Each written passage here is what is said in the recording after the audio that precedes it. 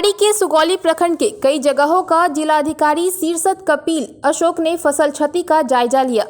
जिलाधिकारी शीर्षत कपिल अशोक ने कहा कि 1 से 3 अक्टूबर तक हुई भारी बारिश के कारण जल जमाव से हुई फसल क्षति का जायजा लिया जा रहा है।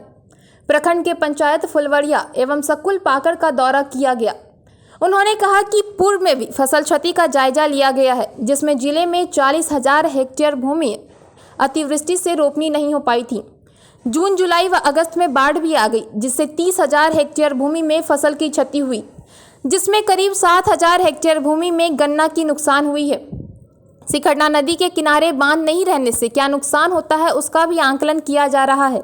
संबंधित पदाधिकारी को 2 दिनों के अंदर फसल क्षति का आंकलन करने हेतु आवश्यक दिशा निर्देश दिए गए। 1 अक्टूबर, 2 अक्टूबर, 3 अक्टूबर में जो है यहाँ पे बारिश हुई थी, मोर देन 160 mm बारिश हुई थी। तो उसी के आकलन के लिए हम यहाँ पे आए हैं। फसल क्षति का आकलन मेजरली हमको करना है।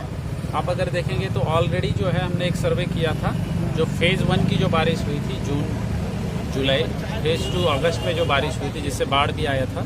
तो उसके बाद जो है आकलन जो हमने किया था, लगभग 40,000 हेक्टेयर एरिया जो है पूर्वी चंपारण जिले का जो फैली लैंड, परती लैंड हुआ, जो लोग सोइंग नहीं कर पाए, रोपनी नहीं कर पाए अति वृष्टि के वर्षापात के कारण और बाढ़ के कारण जो है बहुत सारे लोगों की फसल क्षति हुई। वो भी लगभग 30,000 हेक्टेयर के करीब एरिया है। तो टोटल 40,000 हेक्टेयर हमारा एरिया था कि जहाँ पे ये फसल क्षति हमने रिपोर्ट की गई थी। उसमें गन्ना का भी लगभग 7,000 हेक्टेयर एरिया जो है फसल क्षति हुई है। तो अभी जो ये 160 mm बारिश हुई थी, उसको जो है माननीय मुख्यमंत्री जी के निर्देश के आलोक में यहाँ पे समीक्षा करने के लिए आए हैं। जस्ट एक विजुअल जो क्या चीज़ें हैं धरातल पे, वो भी हमको देखना था।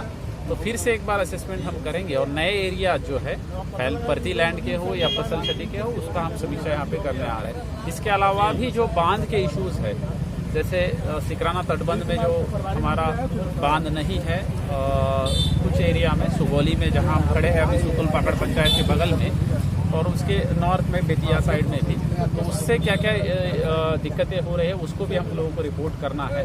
तो इसी के लिए आज यहाँ पे आए हुए हैं। इसके बाद फिर गन्ना किसानों की एक समस्या है कि चीनी मिल के गंदे पानी की वजह से उनका गन्ना लगातार प्रभावित होता है। इस विषय पर भी कोई चर्चा होगी या सर इससे किसानों को क्या लाभ मिलने वाला है सर? फसल क्षति पे जो है आपदा विभाग बिहार सरकार के द्वारा गन्ना फॉर एग्जांपल 18,000 रुपये उसको मिल जाता है और 13,500 इरिगेटेड क्रॉप्स को जो है फसल क्षति मिल जाती है पर एकड़ के हिसाब से। तो वो रिकमेंडेशन, क्योंकि ऑनलाइन रजिस्ट्रेशन भी किसानों को करना पड़ता है। जहाँ तक पोल्यूशन का सवाल है, चीनी मिल के द्वारा उनको संबंधितों को निर्देश दिया गया है। गन्ना विभाग भी इसमें जो है अपने स्तर से प्रयास कर रहा है, क्योंकि गन्ना विभाग के अंतर्गत ये चीनी मिल आते हैं और पोल्यूशन कंट्रोल बोर्ड को